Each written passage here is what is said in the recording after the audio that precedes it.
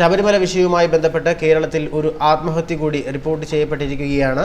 ശബരിമലയിൽ യുവതികളെ പ്രവേശിപ്പിച്ചതിനെ തുടർന്ന് നിരവധി സ്ഥലങ്ങളിൽ പ്രതിഷേധം സംഘടിപ്പിച്ചിരുന്നു. അത്തരത്തിൽ കൊല്ലത്തും പ്രതിഷേധം സംഘടിപ്പിക്കുവാൻ ഇടയായി. ഇതിൽ മോഹനൻ പിള്ളയുടെ മകൻ പങ്കെടുത്തിരുന്നു. മോഹനൻ പിള്ളയുടെ മകൻ പങ്കെടുത്തതിനെ തുടർന്ന് പോലീസ് അവരെ അറസ്റ്റ് ചെയ്യുന്ന ഒരു സാഹചര്യമുണ്ടായി. ഇതിൽ മനംനൊന്താണ് മോഹനൻ പിള്ള ഇപ്പോൾ ആത്മഹത്യ ചെയ്തിരിക്കുന്നത്. കൊല്ലം ചവറ തേവലക്കരയിൽ നാമജപയാത്രയിൽ പങ്കെടുത്തതിന് പോലീസ് മകനെ അറസ്റ്റ് ചെയ്തതിൽ മനംനൊന്താണ് അച്ഛൻ ആത്മഹത്യ ചെയ്തെന്നാണ് പോലീസ് പറഞ്ഞിരിക്കുന്നത്.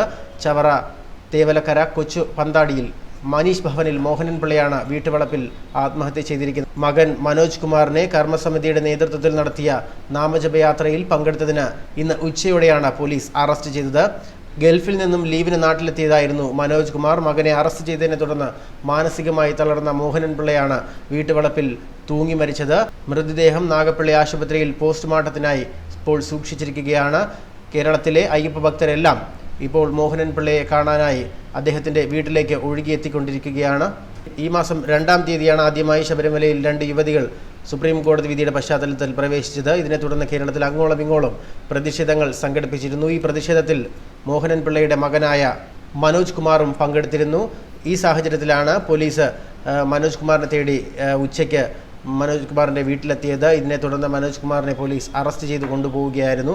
അപ്പോൾ തന്നെ അറസ്റ്റ് ചെയ്ത് മകൻ ഒരു തെറ്റും ചെയ്തിട്ടില്ല, അത്തരത്തിൽ അച്ഛൻ പ്രതികരിച്ചിരുന്നു. എന്നാൽ ഇതൊന്നും മുഖവിലക്കെടുക്കാതെ പോലീസ് മകനെ കൊണ്ടുപോവുകയായിരുന്നു. ഇതിനെ തുടർന്ന് മനംനൊന്താണ് അദ്ദേഹം ഇപ്പോൾ ആത്മഹത്യ ചെയ്തിരിക്കുന്നത്. മകൻ ഗൾഫിൽ നിന്നെത്തി സന്തോഷമായിരിക്കുന്ന ഈ ഒരു സാഹചര്യത്തിലാണ് ഇത്തരത്തിൽ കുടുംബത്തിൽ ഒരു ആത്മഹത്യ കൂടി നടന്നിരിക്കുന്നത്.